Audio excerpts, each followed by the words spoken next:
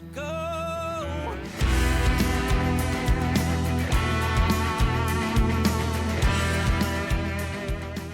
Hello, everyone. Welcoming Cody Hibbard to the podcast today. Cheers to you, Cody, and cheers to your new album that you released last month entitled Long Ride in a Short Bed. And we're going to talk about the songs and making of it, some of your stories and inspiration behind some of the songs. So, how long was this album actually in the making for you? Honestly, since the start of my career, I've always wanted to be able to put a body of collection of work together. I just didn't feel like I always had the right song. So you guys know, like I've dropped a lot of singles, EPs, and you go along for a while, and you have songs that are doing millions of streams, and people still don't know who Cody Hibbard is. So I I mean, it's weird because I've always wanted to do the album. At the same time, I wanted to make sure everything was said and said in the way I needed it to say. Mm-hmm. And so, very proud of it. Very proud of the more or less the writing. Yes. That's one thing too. I've always felt like a good writer, and just wanted to showcase that. Yes, the writing is exceptional, and I just feel like there's some that I guess the first time as soon as it dropped, I of course downloaded it and I'm listening to it, and there's so many songs that just touch me right in the heart. Let's talk about the title cut first. Long Ride in a Short Bed. Aaron Watson with you along on that one. Y'all co-wrote it together, got a video. So tell me about how that song came together for you.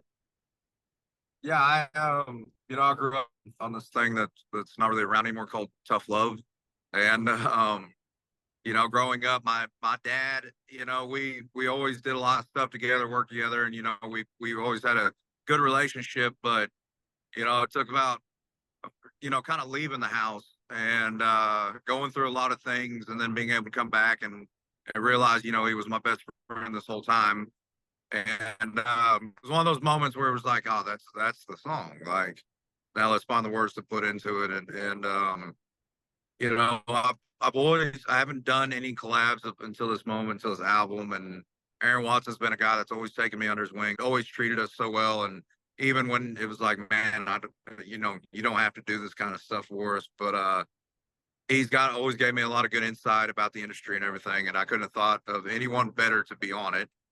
And showed him the Mhm. song, and he was game. So Yeah, well, it's a good one, and I like the video, and y'all pulled Aaron's son in on it also. we did, yes, yeah. Jake and Aaron's always had that great relationship, and it always cracks me up how much they crack up with each other. And I was like, man, and I mentioned something about a video with Jake in it, and Aaron, of course, was all about it. And I'd asked Jake before. I was like, your dad never put you in a video yet, and he said, no, this will be the first one. So Oh, wow, that's too cool.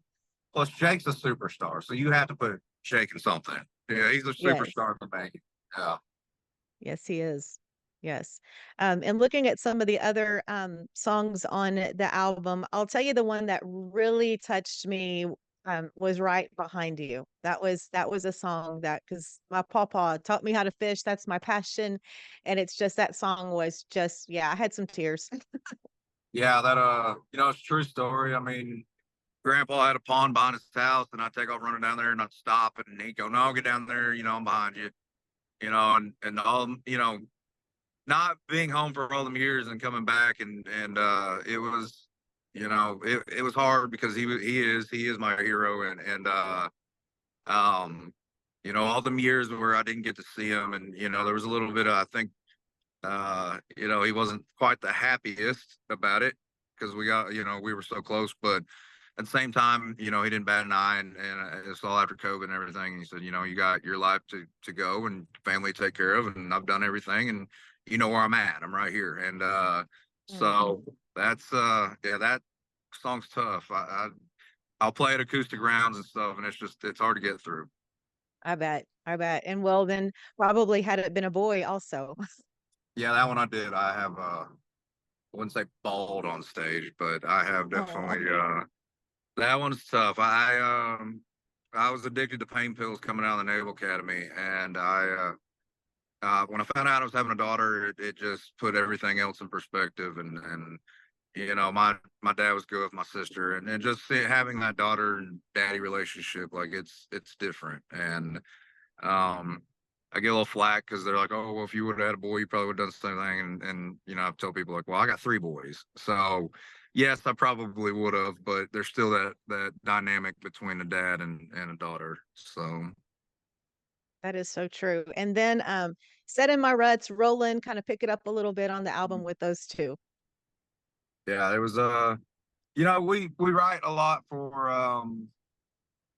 I write pretty much everything for myself, and but in your mind, you still always do. You play live shows and all that, and you always know what you need in the set list. And I was like, man, I really want to get back into some honky tonk songs, and I guess kind of my way of honky tonking. And so yeah, that and Set My Ruts was a little bit more of that swampy, um, modern day Bonnie and Clyde-ish, Travis Tritt style, songs. So yeah, it was fun to be able to write those. Yeah, it's fun. That's why it's like there's the fun ones on there, the ones that touch your heartstrings, and then another one, Back Road to Heaven. The writing on that one's absolutely gorgeous. Yeah, that one. It I woke up at 6 o'clock in the morning that morning of the ride. I don't know why that was in my head, and I literally reached over, grabbed my phone, typed it in, and then went right back to sleep, and then went to the ride. And I'd been saying that to myself, like this album is about Cody Hibbard. This album is where I was, where I am, and where I'm going, and or at the time, I guess, where I was and where I am, and I needed a song to really kind of just put that statement in there. It's like I know where I'm going to, and because people in this industry, you get. I tell young artists all the time, like you can drop whatever you want, you can do as much social media as you want, but people are still always going to have their impression of you. They're always going to think you're this person, even if you are, if you're not. And for me, it was like, well, I'm going to make this statement with this whole album, and so it needs to be Hmm. from where I was, where I am, where I'm going, and I feel like I did that, and hopefully we. Sorry, this car pulling up next to us, bumping. But yeah, hopefully I was able to get that through, and that's one of those songs that I sing with a passion, and I say that I made it to People Magazine, and the People Magazine article was Cody Hibbard uh, got into pills, lost his first house, and then found music. But I always say, it should have been got into pills, lost his first house, um, found music, and then found his way back home. So, and that's where that song should come into play, in my opinion. Yes. Yeah. Yes. Well, you definitely, I think you nailed it because I think these songs are very reflective of you and you're such a hard worker. And let's talk about the making of the album and like recording and the production. Where did you record at, or did you do everything yourself? What was the backstory on that? So I was, I dabbled around with some different producers last year, and I just, I was good with it, and I've always been the type to always try to keep sound different but the same at the same time. But I've got a guy by the name Grady Saxman. He did Armed and Dangerous, Ice Cold Therapy, The Truth. A lot of looking back now, a lot of songs a lot of people like, and he's a drummer from Anahuac, Texas, that lives in Nashville, and he's we work so well together, and I thought for this first album, I'm like, man, there's no better person than Grady to do this, because he's watched my ups and my downs in this industry, and he's always kind of been like that, I guess, big brother to me, and been able to talk to him about things, and he's just an insane producer, and he's got such a good mind for it too. Hmm. Um, there's a couple songs in there, like I said, more of the honkies, like Bad Trip and Rolling, and he was like, hey, Yes. we need to really we did this drum beat for this, and we did this tone for guitars here. Let's switch it up just a little bit, and let's do this for this one. And Hmm. that's stuff that I see, but I don't as the artist sometimes, because when you write these songs and sometimes by yourself, you get narrow minded on things, and he was able to put a different element to a lot of this album that I wasn't able to do myself. Right. Great story there. So, and it's hard to believe that this is your debut album because you have put out so much music. Yeah.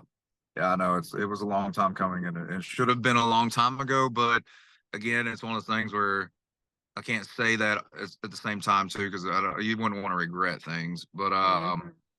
again, it was a lot of just the way streaming services were going, and I had all these songs, written and recorded, but at the same time too, I was like, man, I just don't want to put an album out to put an album out.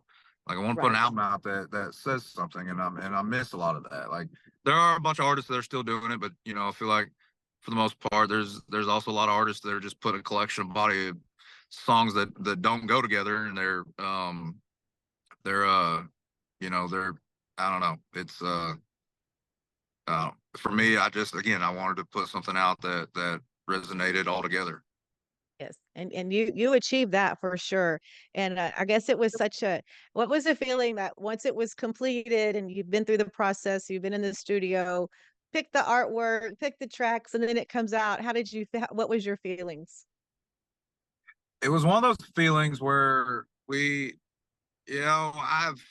talked about this, and I've gotten into some stuff in my opinion that was good, and I've also gotten into some stuff that I would say was definitely a hindrance into my career.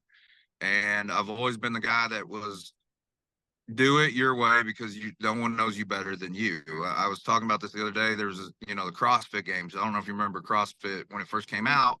The Yes. guy that was blowing everybody out of the water was this guy named Rich Froning Jr. And he was destroying everybody. And his diet was not the same as everybody else's. And that's what he would say. No one knows me better than myself. And, I got into some stuff that I feel like I saw a big picture as far as like helping and really kind of I don't know. I just don't know really the words, without just throwing anyone on the bus, but it wasn't me.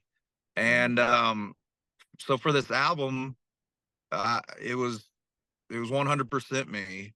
It was one of those things that William Clark Green says it in his acoustic live album that there's songs you put out that you're really just for yourself, and I got back to that, the dying breeds, the stuff like, and again, I said it earlier. I tell other artists this, like people are gonna make their judgment on you no matter what you do. You could live stream 24/7, but nobody ever sees like the rest of what's going on. Nobody sees the leaving the families or the meeting rooms, or they just get a glimpse of what you do, and then you put music out on top of it.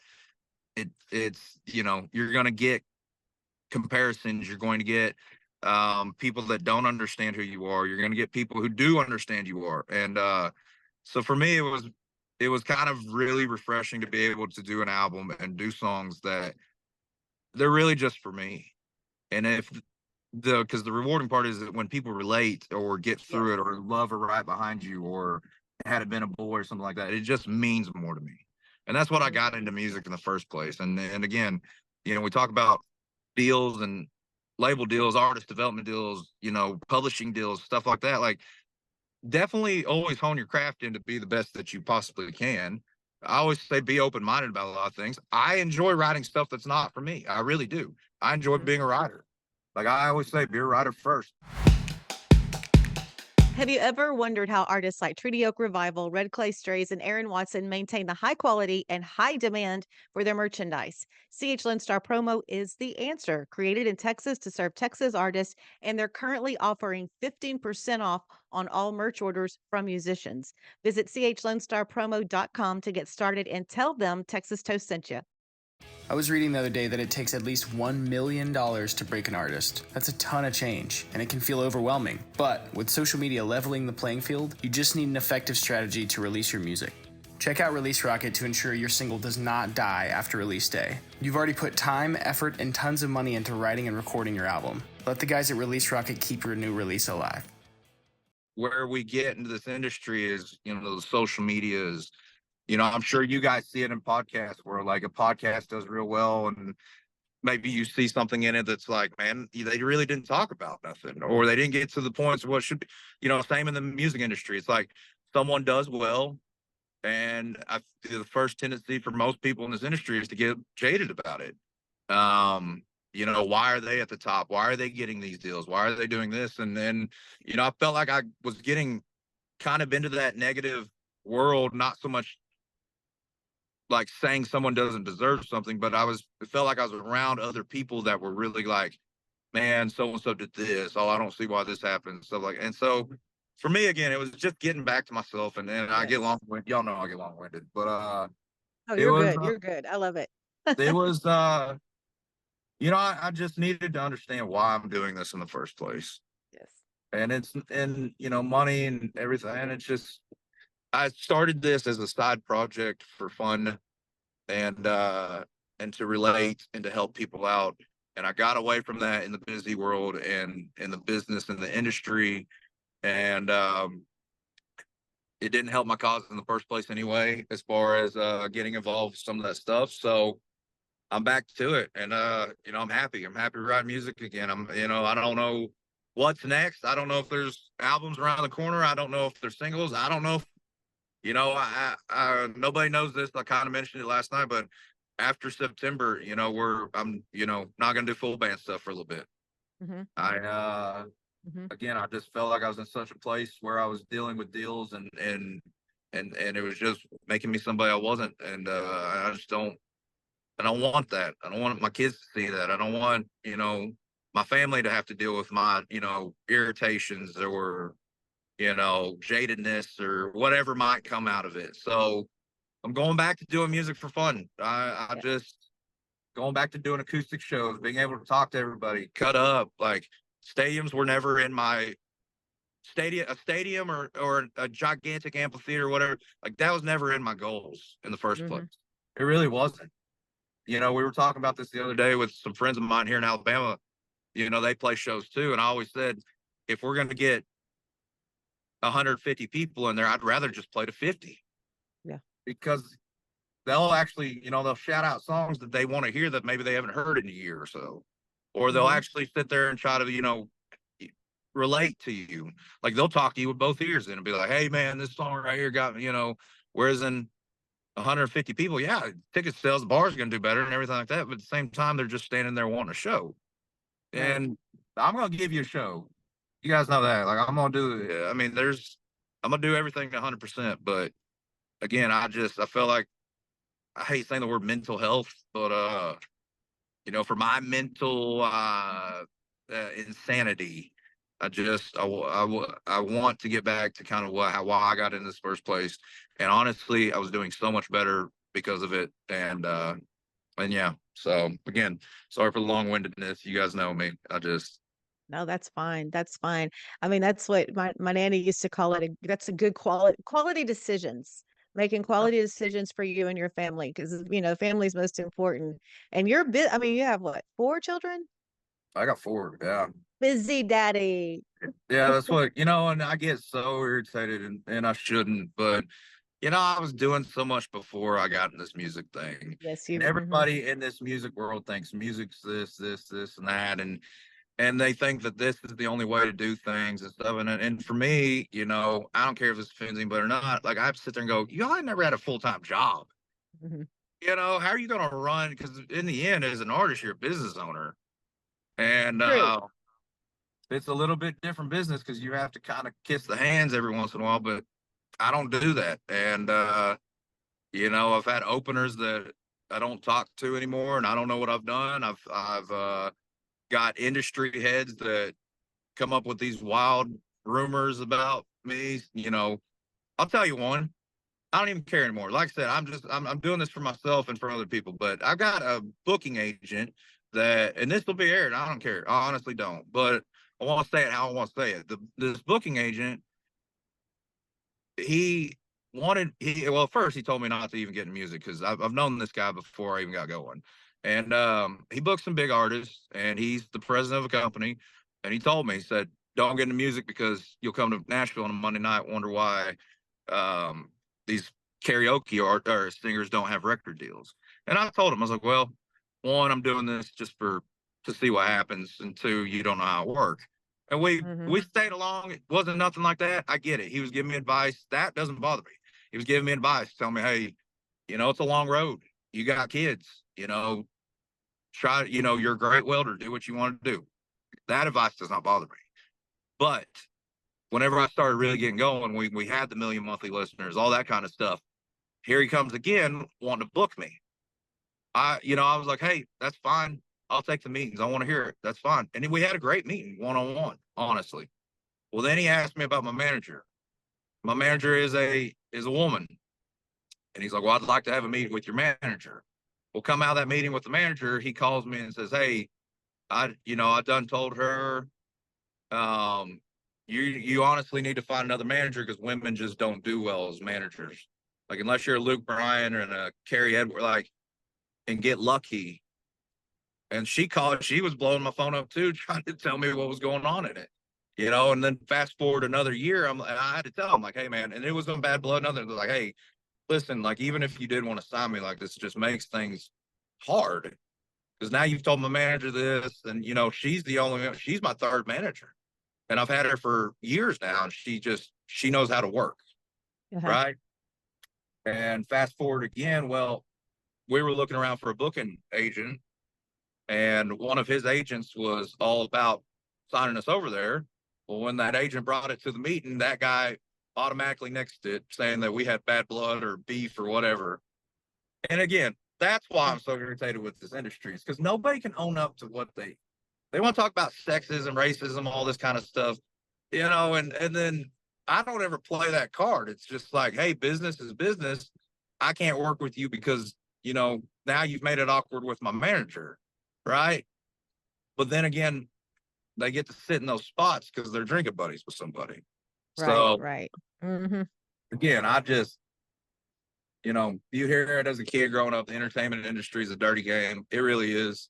And people wonder why, like, guys like Aaron Watson and stuff have always just stayed Texas, not had to do anything with, like, That's because right.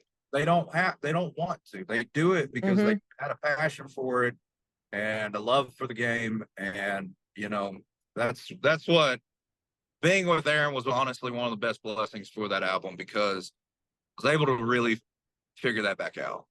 Yes. This is why I did the dying breed. This is why I am a dying breed. So yeah, so that's where we're at with everything. And again, I don't know what's going to happen, and honestly don't care, because I'm at the telling people to kick rocks type mode, and Yes. just do it my way. So. Well, and that's what you need to do, Cody. You do need to do it your way. And in just listening to your story, and we have a lot of young artists that listen to this podcast, and well, a lot of people in the industry. And it's like, I mean, personally, I know Texas artists and artists, up and coming artists that are still developing or that have, established their career, that still have their full-time jobs. I mean, it's hard, but when you're independent, you have to do everything. You have to wear so many hats. And a lot of people do that, like what you're saying, to avoid those issues and be able to enjoy and make the music that comes from your heart and your soul, just like you did on this album that's so reflective of you. Yeah. I've heard so many bad comments made about, guys like Aaron and Randy Rogers and William Clark Green and stuff in this industry. And it's like, man, those are the guys that I've always been able to talk to after a show or whatever. And those are the guys I look up to writing wise and everything like that. And it is. And I don't want to pit everybody against Nashville, because I do. I got a lot of friends in Nashville. My manager doesn't live in Nashville. There's a lot of good people in Nashville, but there is the dirty part of the game. And, you talk about young artists, like, artists too, honestly have to take their role also and understand, like, drop the ego. Oh, for Always sure. drop the ego, or it's not going to work. Work hard every day to make sure you're a better writer. Work hard every day to make sure you're a better showman. Work hard every day to do a lot of things, because you wonder why that one person's stuck in that clique still, from been doing it 20 plus years, and they're the first one to say, oh, I've been doing this 20 plus years. Well, there's a reason why you're still there at 20 plus years. But at the same time, understand that when the further you get up, the more that they just want more yes men, or if you do drop something that does go viral and say you did it and worked your butt off to do it, like they're going to try to take credit for a lot of things. And then that's where they're going to try to help. Right. So for me, looking back on my career, and I wouldn't change a thing. Like and I sound like I'm throwing my retirement party, and I guess yeah, I slowly am. I really am. I was happy welding, and I've always been happy doing this music and writing, and engaging with the fans. But that's about it. Mhm. Like I don't care for business at the business end with this, because I've said this before. Any other job, you don't do your job, you get fired. You don't That's eat. right. Right? Mhm. This job, you don't, because there's no one to blame. Besides, they can blame whoever they want. Um, and I've always been the type to stand up for what's right and what's wrong, and tell people what is wrong. And it's always, I felt like, kind of bit me in the butt about it. And hey, it's whatever. You know, again, it's those moments where you're engaging with fans and getting messages that say, "Man, you've helped me out." But again, I don't know. I think there's a bigger role doing things. I'm working on. I've been talking to people about some adoption stuff, because that's been coming up. I've always wanted to start my own nonprofit or do more things, and Mhm. wasn't 100% sure. You guys know I work with veterans, and try to do things with veterans, and the adoption thing keeps coming up more and more, and so I don't know. We'll see what's in the store in the future. Again, I'm not retired or any means or giving up, but I just I'm getting older. I want to see my kids. I want to hunt more. I want to work these cows. I want to do a lot of things, and I find myself bickering with higher ups and suits, and I just don't honestly care. Like, Honest. Yeah. I'm a cowboy. I'm a redneck. I'm a Mhm. country boy, and that's not what we do out there. And so people won't go like, "Oh, Cody Johnson's on label and Coulter Wall, all this." Well, they don't. They're never having to deal with any of it. Like, you wonder why you see so many videos of Cody roping and Coulter out on the ranch and stuff like that. Like, I'm getting back to that. I just getting back to my roots, and if music happens to happen, it happens. But if not, I'm Well, happy. yes, I understand. It's, Yeah. I was listening, getting back to your roots and getting back to what the things that you want to do. And I think you just did that. You were able to release a phenomenal album that's so relatable to people, and it touched on me so much. And Yeah. yeah, you just do you. And Yeah. and I like the idea that you're doing acoustic, because you seem to be that, because you're passionate and you're that type of person that I feel like that you really you're responsive to people, like, and Yeah. their needs. And I think that comes well with an acoustic show, because I could just see you really interacting with the audience. Yeah, and I mean that's where it gets back to, like, part of the irritation with, like, some of these kids you deal with, or I've made over 300, $400,000 in a year. Like, that's not. I can go do that again. I promise. Like, I'm a hustler. Like, I'm a worker. You know.